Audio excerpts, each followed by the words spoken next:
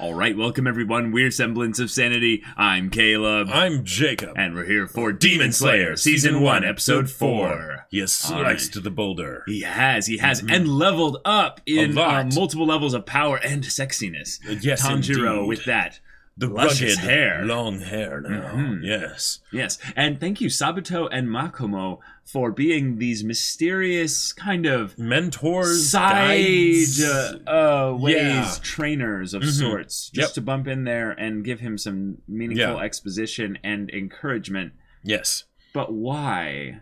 I'm guessing we'll see them again, but under what context? And what exactly was that? Like, I love how, while there's all the fantastical elements of, like, you know, what the power system's going to be and all that stuff and, you know, and everything, and just the wonderfulness of Ufotable animating everything, then we have things like this, where it's just something as simple as a switcheroo. What were you actually, you know, cutting at, right?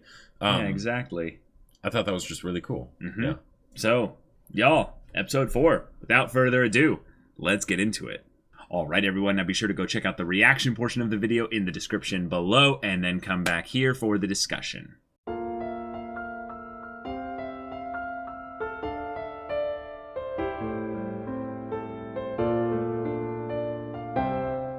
Okay, alright. This was a really fun episode. Yeah, it's very concise. It got to the point. We have our little bits extrapolated from the training, and we have the big twist is that Sabito and Makomo are ghosts. They are not alive. I love it. We have our MC with a super-powered sword that can see ghosts. Yep.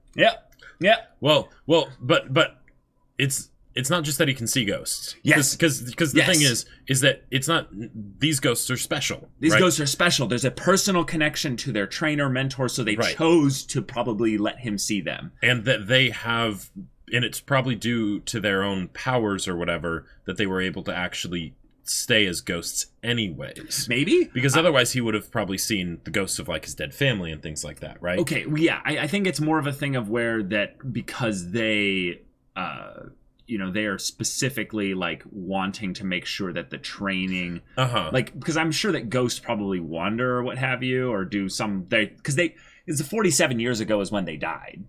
Or no, that's not true. No, that was when he was captured. Right. So Sabito and Makomo were one of the 14 other at some point or two in of the 14, time. But it wasn't, you know, yesterday. It was at least a few years ago or something. And the idea that they have a specific reason of why they would show up for Tanjiro is that they need to protect him. They need to keep what happened to them from happening to him. So, if he's going to slice the boulder, they're going to give him all the best kind of help to be able to do it. And if he is able to do it, then all the better. But if he's not, then that means that he really, you know, shouldn't go because he'll die. Right. He will specifically die to this demon. What I like about this is that Urokodaki then, like you were saying, knew about this whole situation and specifically didn't want Tanjiro to be able to go so that he could probably protect his sister. Yep. And he doesn't want his sister Nezuko to be alone in the world. Right. But then he does it, so he's like, I guess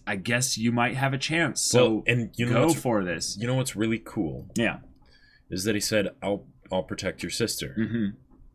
Knowing that it was possible that Tanjiro might die. And it might have been likely even still. Right. He doesn't know, like, what else he's going to encounter over there. Which is a great part of, you know, like, in a lot of ways, like, being a parent, you know, where you don't know necessarily whether, your kid is ready to go out into the world, right? Yeah. But you give them all you have. You give them all you have, and then you let them go out there and you just trust them. Yeah, and you trust them, right? Yep. If Tanjiro had died, get the feeling that would have meant that Urokodaki would have cared for Nezuko as long as needed. Yeah. Which is pretty cool. That's really cool. That's awesome. Yeah. We get a little bit of world building in that we have a mountain specifically that the Demon Slayer Corps has set up to be a training ground area because it has these wisteria flowers that demons are scared of or they just really don't like to be around. So it provides this natural kind of sealed off area where the mountains, lower area has a ring of basically the flowers and then the top has all the demons and stuff. But that means, so they capture the demons somehow, lug them all the way up the mountain just dump them there and then leave. Demon Slayers are really strong. Yep. And it's not just that they're strong, it's that they actually can just casually do this. No, it's they have trebuchets, you know. They have a big trebuchet. One of the things that I love, though, about the idea in the world building aspect and the general aesthetic of the idea of this mountain prison is that it's essentially a prison of glass. Yes. Because flowers are fragile. There's a lot of them, but like a forest fire, right? Yep. Could just suddenly... And suddenly a whole bunch of demons are let loose, right? Yep. That kind of a thing I love, because it's not the traditional, it's not the expected. If it was they have some supermax prison where they dump demons and all that stuff, it's like, okay, that's cool. But just no, there's a mountain with a bunch of flowers. A bunch of magical flowers. Yeah. And it's specifically planted, grown, and all that stuff in order to make sure that the demons stay there. But we don't know if they naturally grow there or if they're planted, but I mean, I would guess they were probably I mean, the way plants work is they self-perpetuate themselves by spreading their own, as they die. Oh, definitely. Right. But the whole thing of have it make sure it covers the entire ring of, the bottom half of the mountain, and then the top half, it's probably specific where it's at least that managed, them. And even if it's not just managed in the floral fauna kind of sense, it is managed probably with people that are demon slayers that patrol the outskirts just in case, some rabbit goes crazy and eats some too many demon of them, has a spell that can breathe fire or something. Yeah, exactly. Yeah. And also, given that we've seen that the demons tend to have more capacity, the larger they are, the more humans they've eaten, I wouldn't be surprised that they also gain more intelligence. Sure. The more they've eaten. Yeah. So basically that, there's probably certain demons that are not necessarily just big, but they're smart. Or they probably have things that allow them to do things where they would be like, hey, I've heard that there's an area where there's a bunch of demons all trapped up there. Yeah. And since we'd seem to be going the route of okay, there's demons out there, but we should be respectful because they were still once human beings, There was still a point where they were humans. Tanjiro is kind of that new way of looking at things where he treats them with respect. Right. And, may you rest in peace. May you rest in peace. Yeah. But he has his water form. Yep. Which is awesome. The detail for the animation and stuff and everything with because it's not just that there's a water bit that goes along his sword, right? When he cuts things, but the spray, right? And then all the little bits of water, and all with the wonderful, very different drawing style to it and everything. I love it. It's very cool. So cool. I do have questions about why he got it here. Was it just that he's getting better with breathing and that's it? Is there something more to it? Is this a thing where everyone has this? Is it something where he wouldn't have had this if he wasn't using a Nichirin sword? Just these kinds of questions that I feel like they don't really need to answer here, because I think that certain levels of exposition should be saved for when you're dealing with the professionals, and right now he's not a professional, and we don't need to know that, right? And we don't need to know that, but it's just questions I have. Is it something that comes from him himself, or is it something that was passed on from Urokodaki with the way that he taught him how to breathe? Because it was called water breathing style or something like that. In the way that we heard it in the previous episode, it was just called total concentration breathing. There was nothing specifically with water breathing. I think there was one mention at some point. Really? Yeah, I seem to recall something like that. Yeah. I want to go check that because I don't remember anything with regards to water breathing. If it was something specifically from Urokodaki, if anything, he made this bit here where he's like, I need you to become one with the water. But it wasn't anything that was specifically...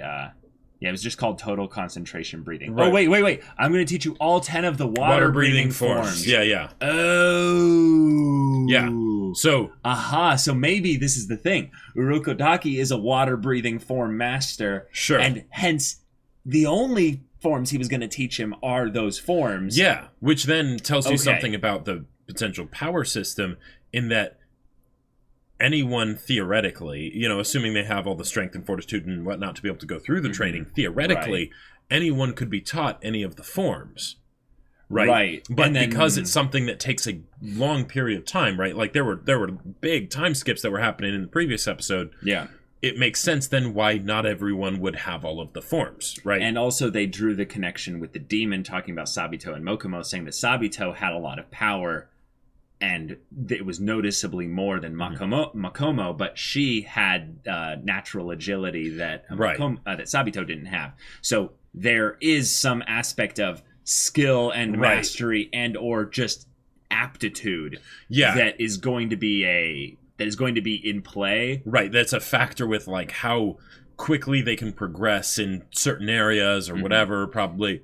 Right. But it's something that makes me a lot more interested to see how the power system works and what different kinds of techniques and stuff there are, because it's something that's learned, not something that's like you're born with it, right? Because if it's something you're just born with, then it's like, okay, cool, you do the best with what you've got, but there's no purpose in learning about what else is out there other than to see what other people do and how they deal with their own natural aptitude, right? And also if this is a breathing form technique thing that anyone can learn, that means there's no limit to how many types of breathing techniques you probably could learn. Sure. Which means that Tanjiro could seek out another master at a later point in the story and be like, well, like there's a yellow guy and he seemed to have some kind of lightning energy stuff, around him and stuff there. So maybe he'll seek out the electricity, you know, and but imagine if he finds a way to then combine them. Water, electricity is a pretty devastating combo.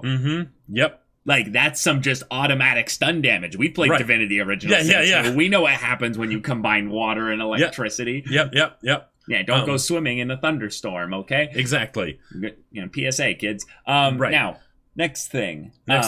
We've got ourselves a personal threat that was introduced here that showcases that the demons have a lot of memory tied to like an individuality and feelings, desires, emotions, even if they're complete pricks like this one here.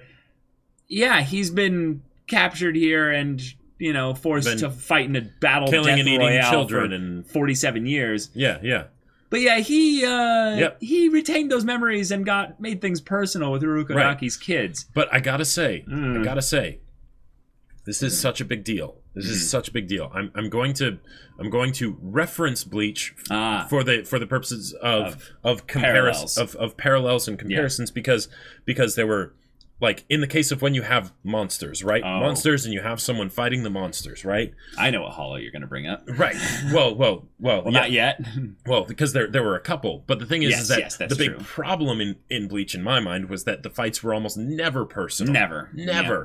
And the few times that it was earlier on in the story. Very early on, right? Yeah. You know, where they had, like, the Grand Fisher, and it's like, I'm the hollow that killed your mother, right? And then it's like, okay, that's personal, right? And Grand Fisher was amazing. Yeah, Grand Fisher was amazing. And then way later, when there was this random diamond in the rough where Rukia's random fight is like, oh, I'm the hollow that killed your friend from way back when. It's like, okay, cool, yeah, right? Yeah. Coincidence that it's here, whatever. But at least it's something where you have a personal stake in the matter, even though you're getting introduced to this monster right now. Yeah. Right?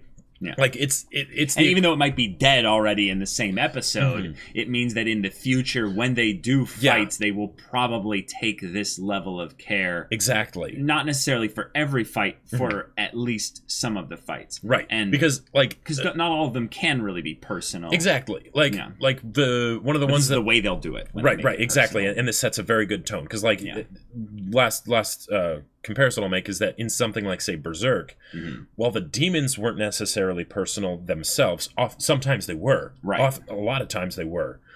There was the eclipse to make it so that all demons were personal. Yep. Right? All demons were personal. Yep. And that was a really good way to do it, right? So the fact here that they're starting it out, and we have the two mooks that he has to fight, and they're powerful, and will he be able to beat them? He can beat them. Awesome. But then we have a big monster, right? And it's not just a big monster. Like that, I cannot stress enough how important that is. And this was something that was built up in the 2 previous episodes. With Urokodaki kind of leaving little hints about, you know, his past and how much he feels some regret for the way he was unable to protect certain students. Now we know the context potentially for at least some of that. And then also with Sabito and Makomo being this cool mystery where we're like, oh, is there some kind of illusion-based thing? Why did they show up here? What's the reason why they just decided to train him? Oh, yeah, that whole twist revealed immediately in the beginning of the episode. And then we go, oh, all right, that's really cool. But then we still have the question of, but wait, why? And why were they here, though? That's cool. And why were they able to change what Tanjiro saw? Well, okay, but that's just ghost stuff. Well, yeah, that's ghost stuff. But it's mystery. It's question answer, and it's characterizing all the different side characters with some random fight that the main character has to do. Yeah. So that's really cool. There we go. Yep. So now we have our next kind of stage of the story set in place. He has to survive for a week. Yep. I don't know if they're going to go for the true kind of survival part of the story, or if he just magically, doesn't have to eat or drink water, or what have you. But that would be a cool thing to actually kind of slow down a bit of this here, is that there's like one decent watering hole or what have you. Sure. And it's like, oh, okay, we end up bumping into other hopeful demon slayers here, and then he can bump into where is it, blonde boy that they were mentioning in the end, little thing there. They're saying Zenitsu, the blonde boy. Maybe he's the one in the OP, and maybe they bump into each other like they're just trying to do like the food and water thing, because it's like, yeah, demons are crazy, but you need to drink water at least every 3 days, otherwise you're going to die of dehydration, or not dehydration, but yeah. Tinfoil hat fan fiction theory. Okay. You meet Zenitsu, and they're like, okay, we're able to survive against demons, but we need to find food and water. All right, we found water. Okay, now we need to find food. They see a wild boar in a bush. And they go to kill it. And then it's just the head is the wild boar. And then it pulls out 2 swords and blocks both of them. With a and he's like, what the hell are you guys trying to do? Yeah. Oh, we thought you were, don't. You racist bastard. Yeah. I would love that. That would be a great way to bring it up, because you can have Tanjiro where he's like drooling as he's like, I haven't eaten in 4 days. Yeah. But yeah, so that's something I think would be great if they end up doing that. They by no means have to, but yeah. I like though that this is something Urukodaki shouldn't necessarily have known. But I like that the demon kind of made this to spite Urukodaki to make Tanjiro act emotionally, and he nearly got one-shotted here. Yeah. The mask was the thing that he said, I recognized you immediately because of the mask. You have to be one of his students because I recognize his writing, painting, look of the whole thing. And you're like number 14 of those kids. So I love killing his students. It feels just so good. He's like, I think about what he feels like when one of them doesn't come back. And then, Tanjiro freaks out. And the Sabito little moment where he's in a different location. Yep. And his ghost telepathy, essentially, because there's no limits in the ethereal spirit realm or what have you, goes straight into his mind and says, your breathing is uneven. It doesn't matter. He still gets hit. Then the mask that was the identifying thing that connected him back to Urukodaki protects him, is shattered. And then the statement that he made of, it's like Urukodaki was sending you all to your deaths by marking you with that mask. And then it's like, well, wait, no, actually, the mask was literally the thing that he poured his heart into to give them that shot to live and survive, that first big hit. Now, obviously, they were probably used in different ways, and maybe when Sabito got hit, it shattered the mask and still killed Sabito or something like that. Who knows? Yeah. But I just like that it was still used as a piece of protection there. And it's something that builds up the danger of the fights, because he almost got taken out right there, and he would have without the mask, and the mask is now gone. So it's a one-time use consumable that has been consumed, and there you go. Yeah, it would be really cool. It would be really cool to find out that if you gathered all the pieces and you basically formed them up together, you could do some breathing thing onto it, and it would eventually connect back together. Or just waves his hand in front of his face. But yeah, it could be one of those once every long rest kind of things. Right. Or because every the mask time you looks go back. so cool. Yeah, exactly. But yeah, that's all I've got for this episode. As for the Shatterpoint thing, this is the last thing. We're gonna bring up the Star Wars. Yeah, so connection. I love what they're doing with the whole thread thing that he can smell, and it tells him basically how to defeat them. Right. Yeah. I've only seen that kind of a thing really in anime one other time, and that is in Garden of Sinners with the Mystic Eyes of Death Perception, which was also super cool and was basically Shatterpoint eyes, and it was wonderful. Okay. Did you think of a? I don't. Okay, I don't remember. It's really cool. Did I see that? I don't think so. No, I'm thinking of Garden of Words. Yeah. Sorry, that's a very different. Yeah, no Mystic Eyes of Death Perception. No. Yeah, but in Star Wars, Star Wars, Mace Windu had this thing that he did called the Shatterpoint. It's part of the EU. Right, it's part of the EU, but basically he would use the Force, and it was like an extreme version of sensing with the Force. So smell, there you go, right? It's a sense. And he would basically look at something to see how it could be taken out. Right, the point where when you press this, it would fall apart, either literally or, as Kreia did in KOTOR 2, galactic scale, like Keikaku manipulation stuff. Yeah, really cool butterfly effect in the present. That could move something that would cause a ripple in the Force. Right.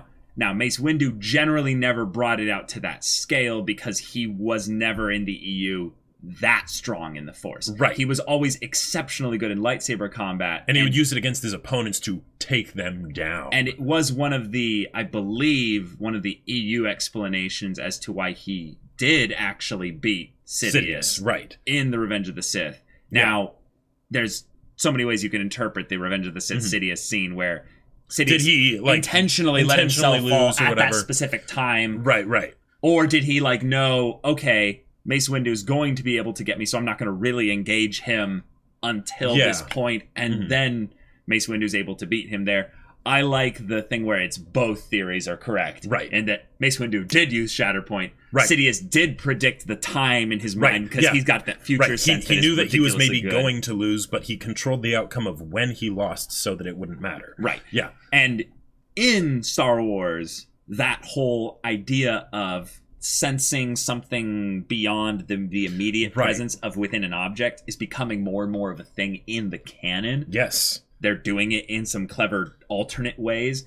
So seeing this in Demon Slayer reminds me of my favorite fandom. And I just kind of go... In one of the cooler parts of Star Wars. So, and the fact that they do it with the threads, I love it. Where it's it's sort of floating around and then suddenly... And it gets taught. I like that too because really it means there's a moment in time where he actually has the ability to use it. If he misses said opportunity, he has to wait again. Right, he can't just do it whenever, right? It's the patience, listening, and all that stuff, which is again a way that it's not just the MC being so powerful that he overpowered, and destroys his opponent. It's calm yourself, keep a cool head, right? Yeah. Which is then why when he got all panicked and freaking out and angry, right? Yeah, it didn't work. It didn't work at all. Yeah.